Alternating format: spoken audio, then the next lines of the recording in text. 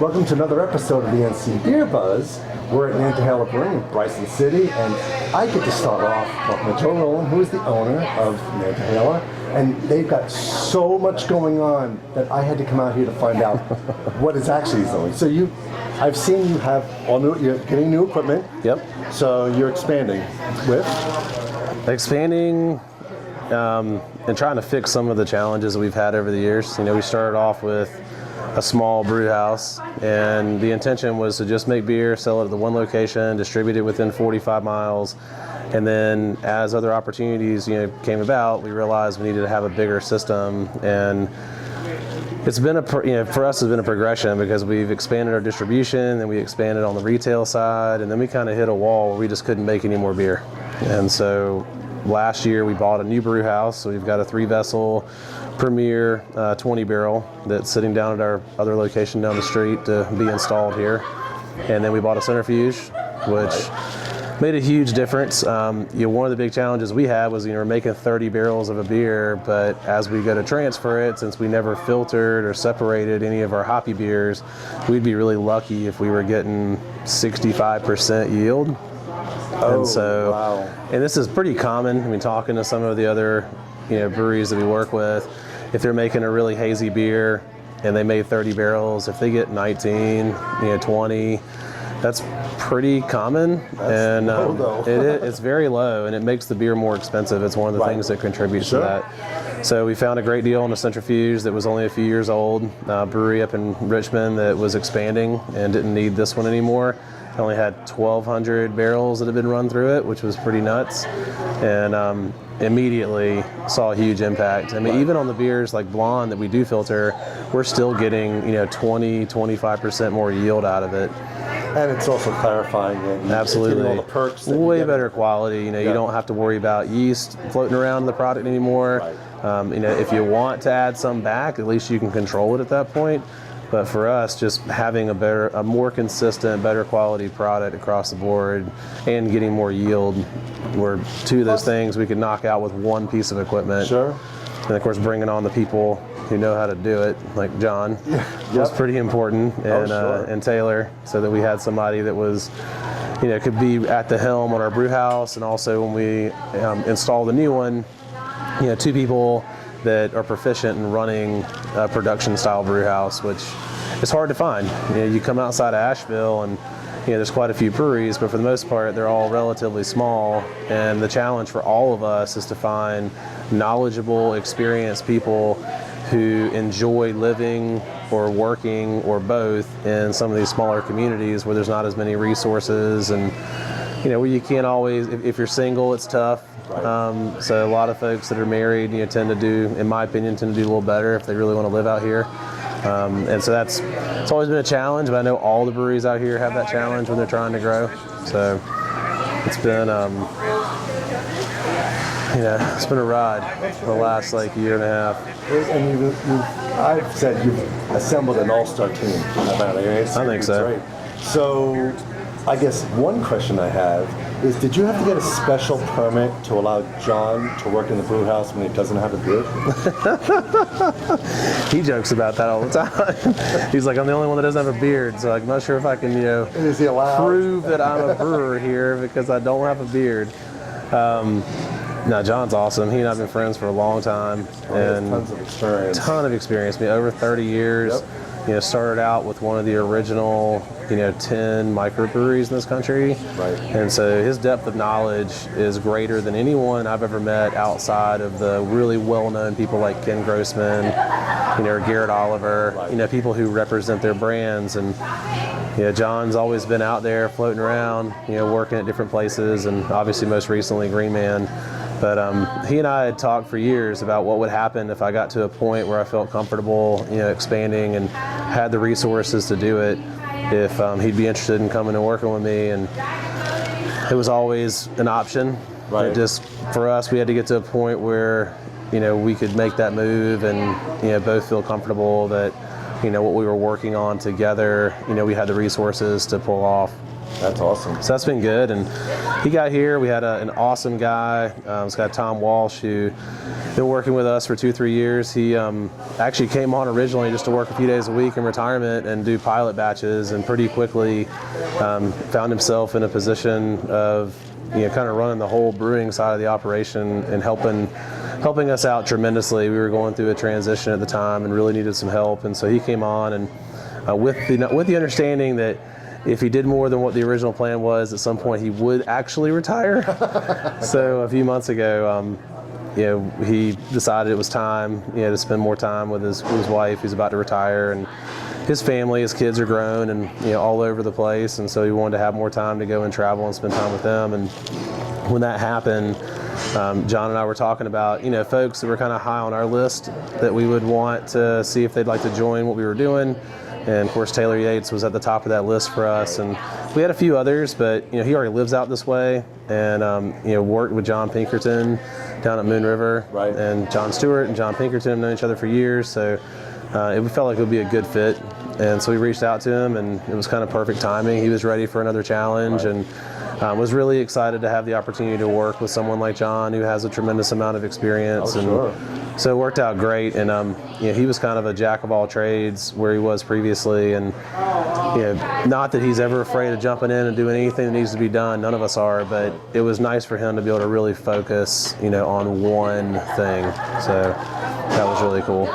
With the expansion of the brewery and the larger brew house, Mm-hmm. so with the output, are you going to re-expand back to the Triangle or back across the state in any way? We have coverage all the way out to Fayetteville. Capacity in the last year has definitely been a challenge that's impacted that. But it's also been more of a question of relevancy in terms of, and all breweries are facing this as far as we're concerned. From the largest all the way down to, some of the smaller distributing breweries like ourselves.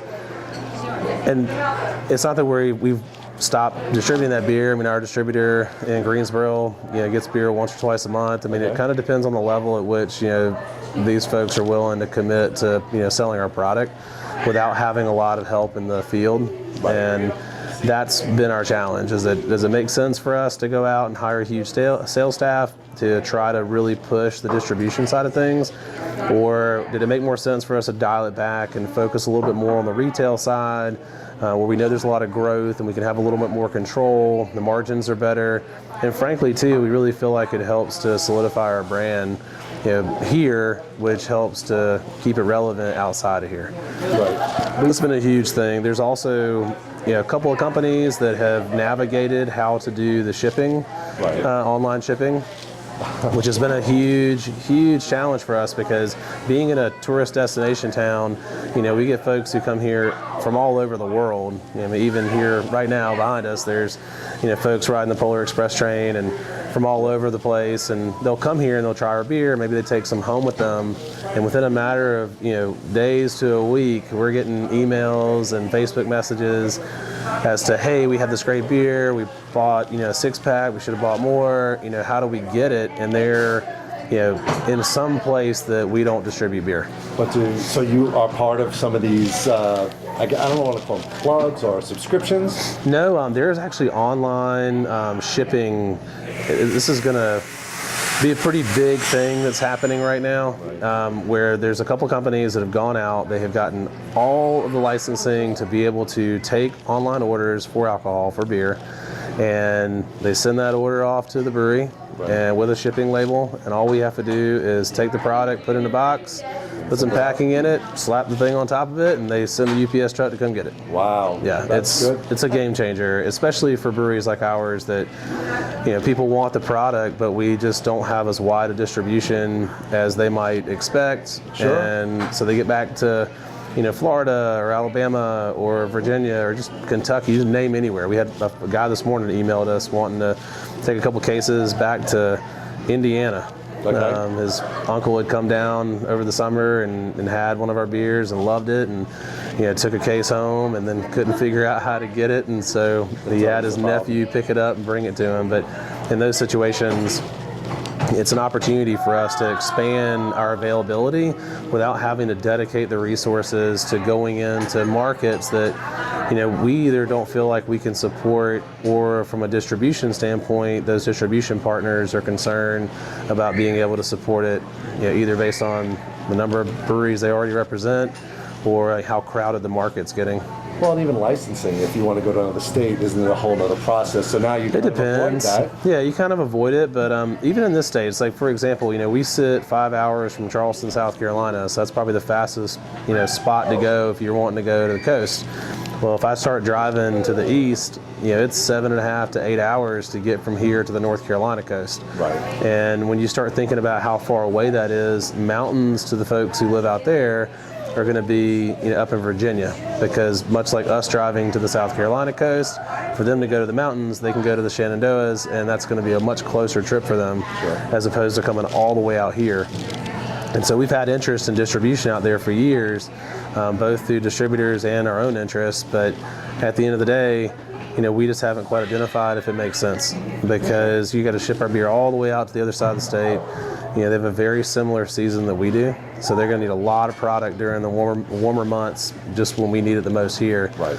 And it's not unique to us. I talk to other brewery owners all the time, and it's a challenge that we've all faced is, what's the right way to expand your business, and what's the sustainable way to do it? And there's no real magical answer to that. It just comes down to, what you feel comfortable doing and where you feel that, your efforts and what you're willing to invest is going to pay off for you.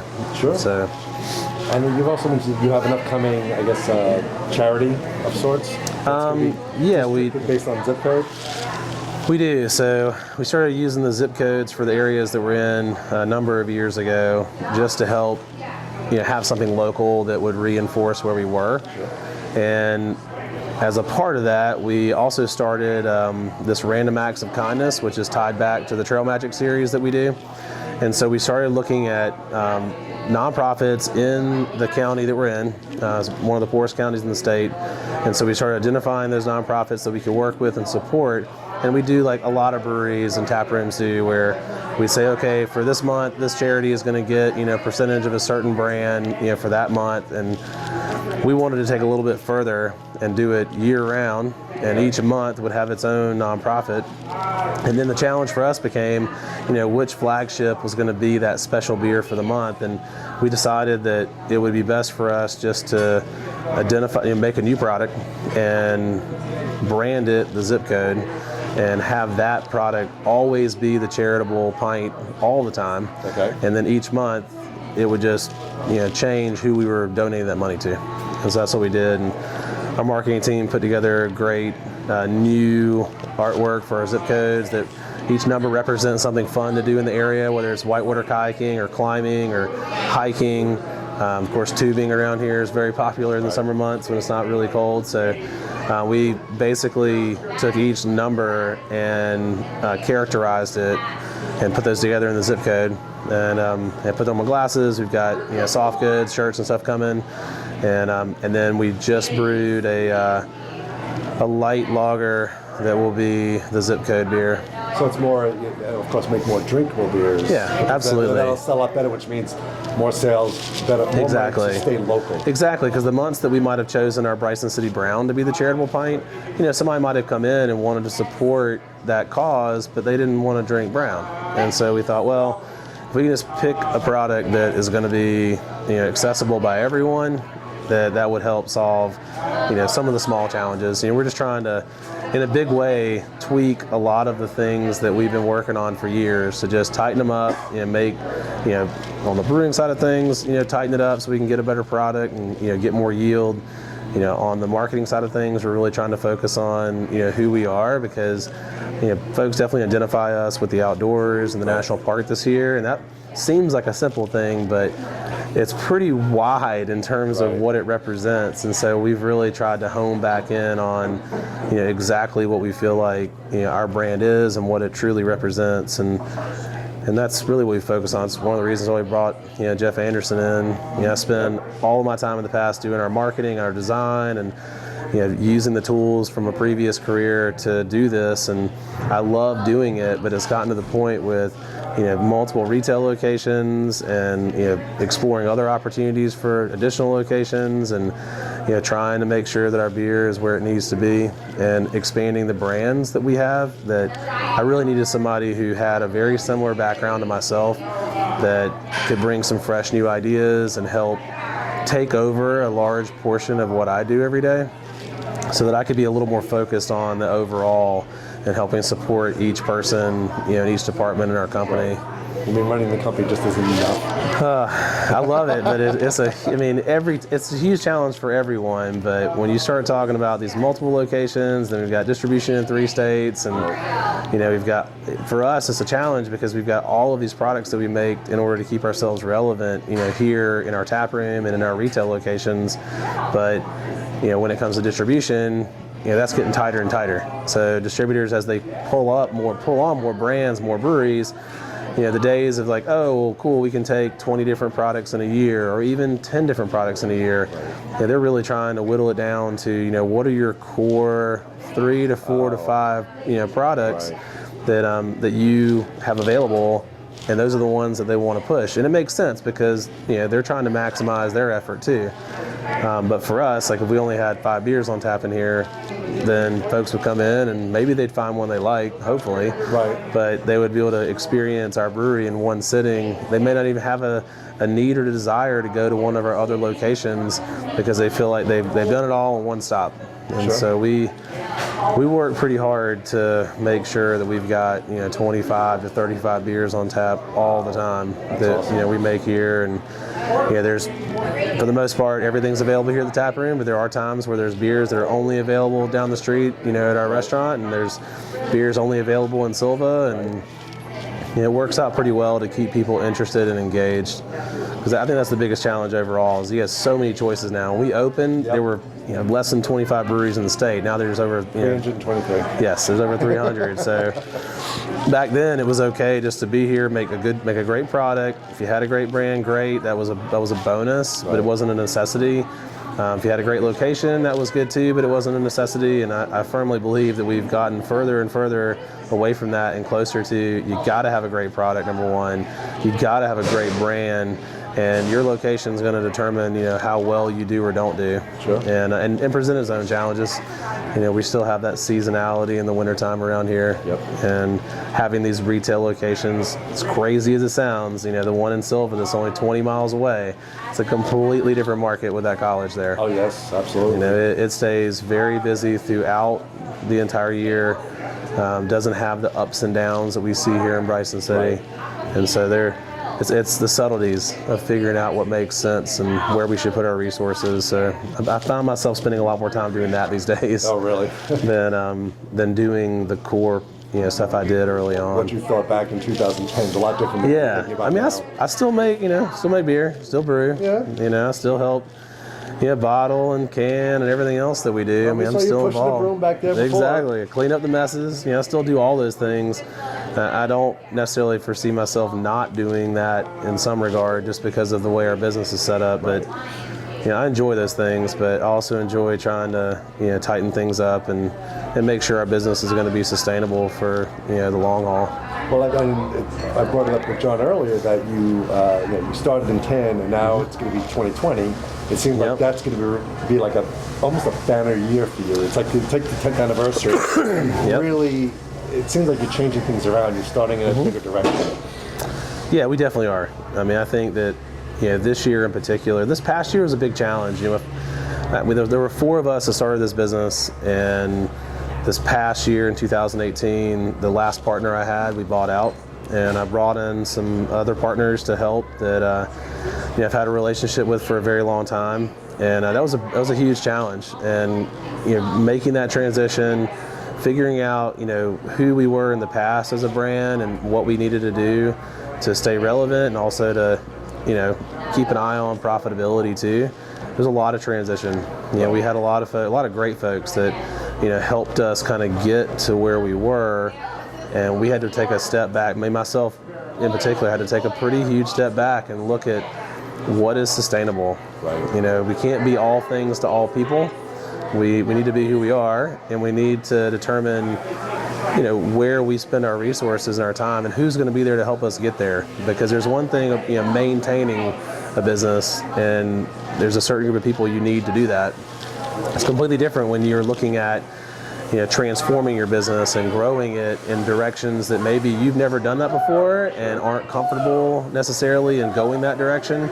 And so just knowing that for me, knowing I've got the team of people here now, it's a smaller team of people, but from my point of view, it's the right team of people who really know what they're doing and know what it's going to take in order to get us to where we want to go. And so 2010 is going to be interesting. I mean, if you had told me 10 years ago that 10 years from now you're going to have that 10-year anniversary, and no way. I'd have said, I don't know if I would want to stay engaged in that business that long. And I never realized how much I was going to love the craft beer industry, and I also never realized how many amazing people that I would get to know and to call friends in this industry. And all those things seem to surreal to me. Right. That all of that's happened, and all of the great things we've gotten to do, and all the great people who have been a part of it. I can't imagine myself doing much of anything else these days. That's awesome. And it's because you're brewing beer, but you also have an impact on the local area. Absolutely. Which is really good. That's changed a lot too. On a micro scale, Bryson City, when we opened, we were the only brewery. We were really the only place you could go to get a craft beer. Right. I mean, if you dug hard, you might find a year-old Sierra Nevada laying around somewhere. Not something that Ken and Brian, Sierra would want me to necessarily say, but it was the truth. I mean, this was the Wild West, and in a lot of ways it still is. And it was Newcastle and Sierra Nevada Pale Ale that you might be able to find. You couldn't find any of that on draft.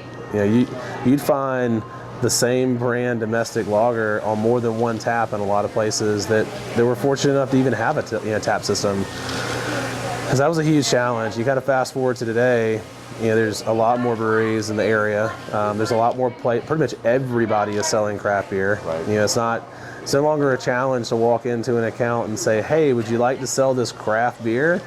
And they look at you and go, I have no idea what that is. Is that like, homebrew? Boutique beer. Yeah, is that like homebrew or something? No, we don't want to sell that, And nowadays you walk in there and you don't even have to make that sales pitch. You're making the sales pitch of, which products do the best for them. And they're back to looking at, which one is going to sell the most so they can make the most money. Sure. And so now everybody has that. And that's been a little bit of a challenge, in part because when you're the only game in town, and then you become surrounded by, people who supported it, or in many cases with us, worked with us and went off to do their own thing. It's definitely changed the dynamic, which is cool. And for us, I can tell you that if you take a step back and you think about it from a manufacturing standpoint, which is not always the cool thing to do, because everybody wants to think of craft brewing as this sexy business that everybody's hanging around making beer and drinking beer, and it's just a great great thing. And there are times for that, but what it comes down to us is we look back and go, okay, what are the products that we can manufacture that may not necessarily just be craft beer? And there are other breweries that are doing that right now. There are large groups of breweries that are focused on that. And for us, we no longer really see ourselves as just a craft brewery. Right. We really look at this business as, we're making craft beverages. Right. If that's beer, great. If it's hard seltzer, which we're working on, have been for a number of months, then that's a product that we'll roll out here in the next few months. And there's others. I mean, Sure. there's non-alcoholic products that we have looked at, and another reason why having John and Taylor on our team, and Jeff too. He came from the cider side of things, and some people were not shocked to see him come to work with us because of his work ethic and his experience and what he brings to the table. But going from a cidery to a brewery, it was like, wow, how do you make that transition? And the reason we went to get him to come on board with us is because we're not just solely focused on the beer. Our long-term goal, absolutely, I want people who have that experience, whether it's making cider. That's something we've looked at. It's craft distilling. Now the laws have changed.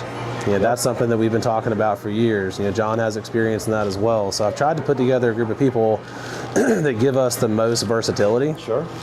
And not just from a standpoint of, wow, these are great people who can really take our craft brewery and elevate it. I mean, that's obviously our most immediate goal, but the long-term goal is just making sure I've got the right people in place so that when we say, hey, we're going to start making spirits. We don't have to retool our people to do that. Right. It goes, oh, cool. That's one of the things I brought with me in my backpack, so I'm ready to go. And not being afraid to jump over the line to those other types of products. Having a certain comfort zone is pretty important, especially from a marketing standpoint. If you only have the skills to market beer, yeah, there's similarities in marketing liquor, but there's a whole different set of laws and restrictions. And so I wanted to make sure that we had some folks on board, other than myself, who, were comfortable with that. Right. And not just comfortable, but excited to expand and explore those other opportunities. And that's really what our focus is. We haven't really discussed it too much outside of the brewery. Everybody that has come on board is well aware of what the goal is, and one of the reasons why they chose to leave where they were and come to work with us, knowing there would be other opportunities and other challenges that would keep everybody interested and keep us relevant. That's the key. It's when they can be creative, they can expand beyond what they thought originally. I said it's a big lure for people. It really is, especially nowadays when, maybe you were a home brewer before and you wanted to go work at a brewery. Either you started your own or you went to work with someone else, and maybe it was a good fit, maybe it wasn't a good fit. And nowadays there's so many of us that I feel there's a better, I think if you're trying to get in the industry or looking for another position that better suits you, that exists now. Right. Before, it was kind of a take it or leave it situation. Either I go to work for this brewery because it's the only one in our community, and if I don't really fit in, or if I don't feel like that what I'm doing is what I really want to be doing, if you wanted to be in the industry, you kind of had to suck it up and do it, or be willing to move somewhere else. Right. Or start your own, which a lot of folks did, especially in the bigger cities. But for us, that's just part of the natural evolution. It bothered me a lot in the early days because growing a business like that, where the industry is growing, the business is growing, some people were gung-ho in terms of expanding. Some people were happy when we hit certain points, and would have been cool if we'd kind of stayed at that level. And to reach out to a lot of my friends in the industry who grew even more rapidly than we did, and to hear the same stories from them, to hear like, oh yeah, I remember so-and-so, like they went over and started their own brewery over here. And it's like, yeah, it's like, well, they were an example of like, hey, they wanted to have a brewery that did less than 3,000 barrels a year, and they sold all of it retail, and they made a good profit doing it, and they were happy doing that. Like that's their comfort zone. Working, with my buddy, it was fun, but when they got to a certain point where it became more of a full-on manufacturing situation, they were less interested in that. Right. Well, and nothing wrong with that. Yeah, exactly. There's nothing wrong with that. Right. And that's been really cool to see, and it's been great to have the ability to bounce that off of people, because it takes away that feeling of, not knowing if you're doing the right thing or not. Right. It's like, oh, this isn't unique to us and Nantahala Brewing or our area. It's more just what happened in the rapid expansion of the industry. Cool. Yep. Well, now we're going to head over to the brew house to see what Kevin is going to explore with the new equipment. Now. Hello, Kevin Smith here, and I am with John Stuart at Nantahala Brewing, and he's taking us around and showing us the brew house, and they've got some changes and new equipment that they've got in the house. So can you explain to us what changes you've made here and new additions? Absolutely, Kevin. Appreciate you guys coming by. Yeah, we've made quite a few changes, and we're actually planning several more. And you can't see it now, but the biggest change is going to be a 20-barrel brew house. The 20-barrel brew house we've already purchased, and we've already got roll. We're trying to come up with room for it right now, moving some tanks around and things like that in order to accommodate it. But that should be around the first of the year. We should be able to bring that 20-barrel brew house online. In the meantime, we're still using our 10-barrel brew house, which is our original brew house, and plugging away at it. I love that copper cladding. Yeah, That's pretty. You just don't see that too often anymore, do you? Yeah. But our other latest acquisition, which we have already put in operation, is the centrifuge. Well, what do you need a centrifuge for? Centrifuge are basically clarification machines. Oh. And, several ways to clarify beer. One, you can just let it settle, or two, you can filter it, and there's several different methods of filtering, and that's what we used to do before we got the centrifuge.